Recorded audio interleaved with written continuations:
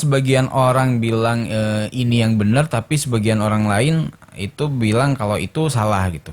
Yang benar kata A belum tentu benar kata B. Mungkin ada kesimpulan ya di beberapa orang bahwa sebetulnya kebenaran itu sifatnya relatif. Kebenaran itu tergantung kepada individunya masing-masing gitu. Nah, jadi benar gak sih kalau misalkan kebenaran itu sifatnya relatif?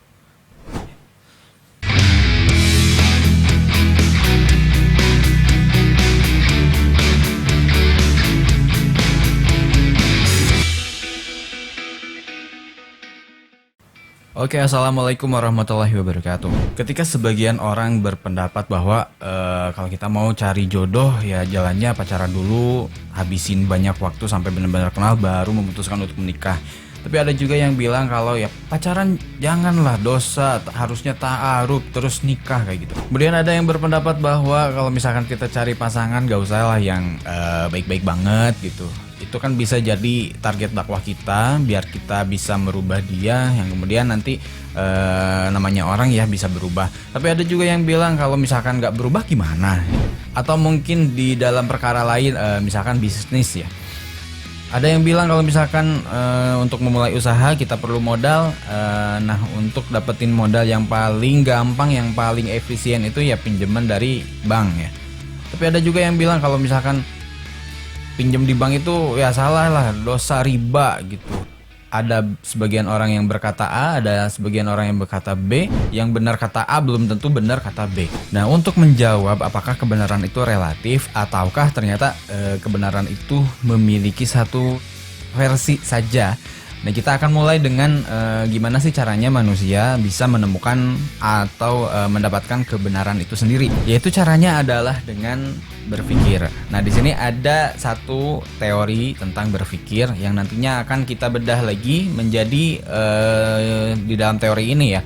Berpikir itu dibagi menjadi 3 tingkatan atau 3 level. Pada kali ini kita akan membahas teori berpikir level 1. Di dalam teori berpikir level 1 disebutkan bahwa manusia memiliki 2 alat untuk melakukan proses berpikir. Yang pertama adalah akal, yang kedua adalah perasaan. Jadi di antara akal dan perasaan ini biasanya digunakan oleh setiap manusia untuk melakukan proses berpikir. Nah, pertanyaannya adalah di antara kedua alat ini manakah yang bisa kita gunakan untuk berpikir dan menemukan mana yang benar atau mana yang salah? Berpikir dengan menggunakan perasaan. Ini contoh kasusnya kayak gini. Misalkan ada seseorang ditanya, kamu sukanya makan apa ya? Oh, saya sukanya makan rendang. Oke, kita kasih challenge, kamu makan rendang setiap hari, pagi, siang, sore itu terus makan rendang aja. Kan kamu suka kan ya? Nah, misalkan dia terima pagi, siang, sore makan rendang 1 hari, 2 hari, 1 minggu, 2 minggu gitu, 3 minggu. Mungkin sebulan lah. Coba bisa ditanyain lagi sama orang itu, dia masih suka nggak sama rendang gitu. Nah, kemungkinan besar ini jawabannya udah beda lagi gitu. Mungkin dia udah sangat bosan dengan rendang. Kayaknya di 1 bulan itu udah nggak bisa lagi dia bilang, oh saya masih suka rendang gitu. Atau mungkin cerita lainnya, ini ada ya seorang artis. Jadi dia masuk Islam karena pacarnya juga Islam ya. Jadi dia lihat pacarnya tuh, kalau misalkan lagi sholat katanya, itu kayak yang khusyuk banget, auranya tuh beda aja gitu. Nah, dia akhirnya memutuskan untuk masuk ke dalam Islam. Nah, si artis cewek ini karena dia sangat menyukai sholat ya. Jadi dia sholat zuhur, itu dengan sangat khusyuk gitu. Sholat pertamanya dia tuh ya dia lama-lamain gitu. Wah, dia suka banget, tenang gitu, mungkin damai kerasanya tuh ya sholat zuhur pertama. Nah, terus nanti asar tiba, disuruh sholat lagi kan ya. Oh iya, sholat lagi. Oh iya, setiap ini sangat saya sukai gitu, saya sangat senang sholat. Dia sholat lagi dengan penuh kehusyuan ya, penuh hikmat gitu. Dan kemudian beberapa jam kemudian masuk waktu maghrib, disuruh sholat lagi. Oh ya, sholat lagi ya katanya. Ya udah, sholat lagi 3 rakaat. Masih khusyuk juga, masih semangat. Baru beres bentar, udah masuk adzan Isya, dia disuruh sholat lagi. Oh ya, sholat lagi ya gitu. Nah, ini mulai agak mungkin kesel gitu ya. Ya udah, di akhirnya sholat. Terus ya waktu malam tidur, ternyata subuh itu udah dibangunin lagi. Mungkin dia yang biasanya bangunnya siang, ini subuh itu udah harus sholat.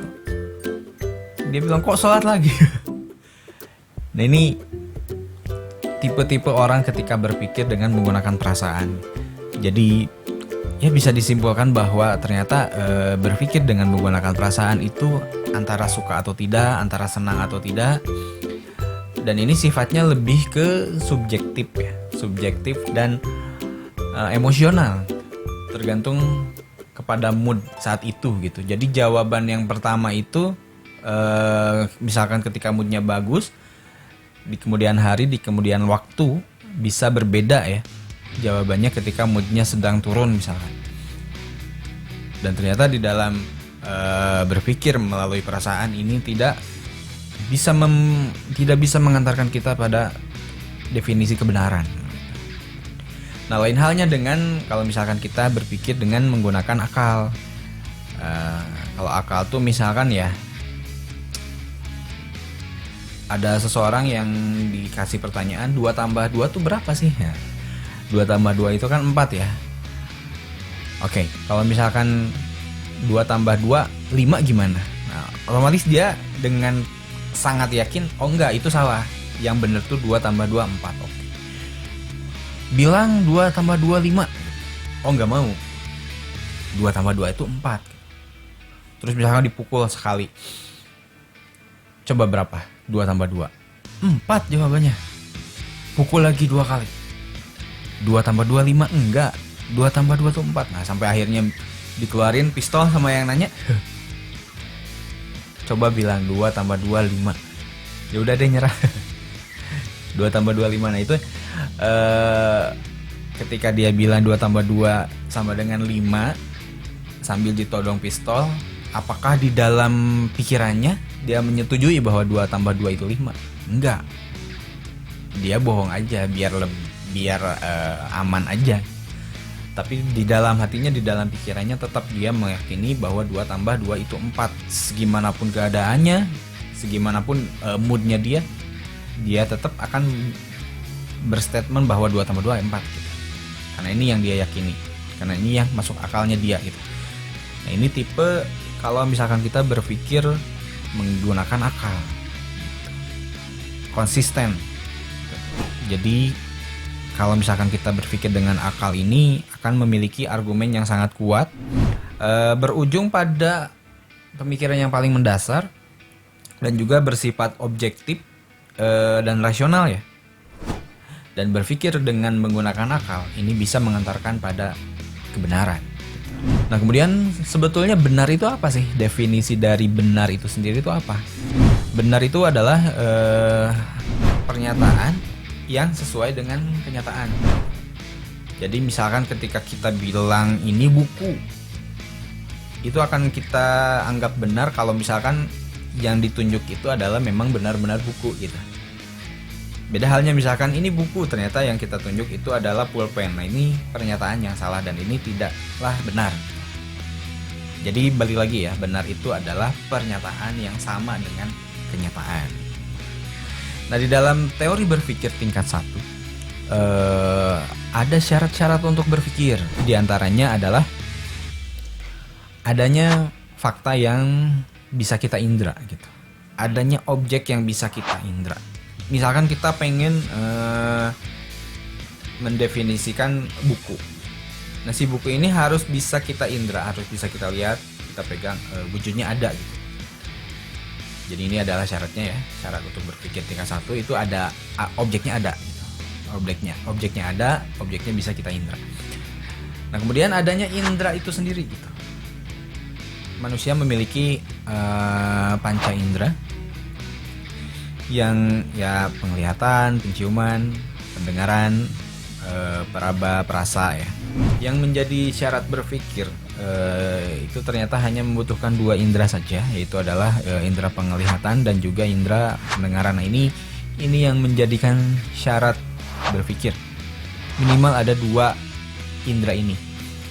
Kenapa? Ya misalkan ketika seseorang tidak memiliki indera penglihatan, maka dia tidak akan pernah bisa mendefinisikan apakah misalkan warna biru gitu.